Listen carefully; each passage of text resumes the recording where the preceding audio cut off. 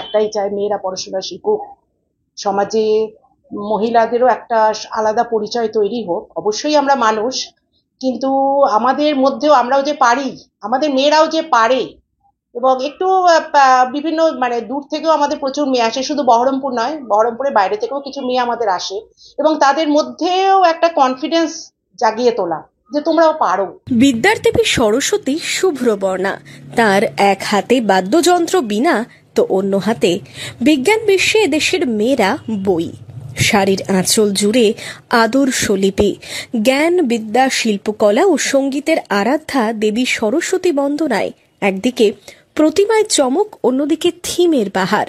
তুলে ধরা হলো সমাজ রক্ষায় নারীর উন্নয়ন এবং পরিবেশ রক্ষায় সবুজায়নের গুরুত্ব। এই ভাবনা বহরমপুরের সয়দাবাদ মহারাজা শ্রীশচন্দ্র বালিকা বিদ্যালয়ের এবারের সরস্বতী পুজোর।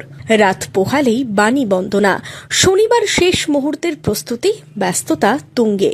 থিমের ভাবনায় ফুটিয়ে তোলা হচ্ছে পুজো প্রাঙ্গণ। আলপনা থেকে মাদুরের উপর সাজানো ছাত্রীদের আঁকা ছবিতেও নারী শিক্ষা ও ক্ষমতায়নের ছাপ। বিশেষভাবে জোর নারী শক্তি, নারী শিক্ষা। বাণী বন্দনার সাথেই হবে চিত্র প্রদর্শনী। স্কুলের ছাত্রীদের আঁকা ছবি দিয়েই সেজে ওঠে প্রদর্শনী। শিক্ষিকাদের উপস্থিতিতে একেবারে শেষ মুহূর্তে সাজসজ্জায় ব্যস্ত পড়ুয়ারা। 2 মাস ধরে চলছে প্রস্তুতি।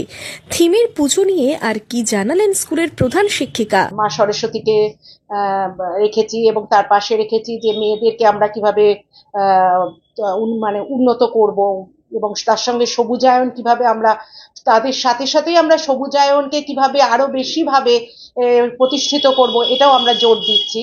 এবং তার জন্য বিভিন্ন আর্টের মাধ্যমে, বিভিন্ন আঁকার মাধ্যমে, এটা আমরা আঁকা এবং লেখা অবশ্যই সেটা আমরা ফুটিয়ে তোলার চেষ্টা করেছে আমাদের মেয়েরা, এবং সবটাই আমাদের মেয়েরা করেছে। আপনারাও দেখলেন যে বিভিন্ন ছবি আঁকা, লেখা সবটাই মেয়েরা।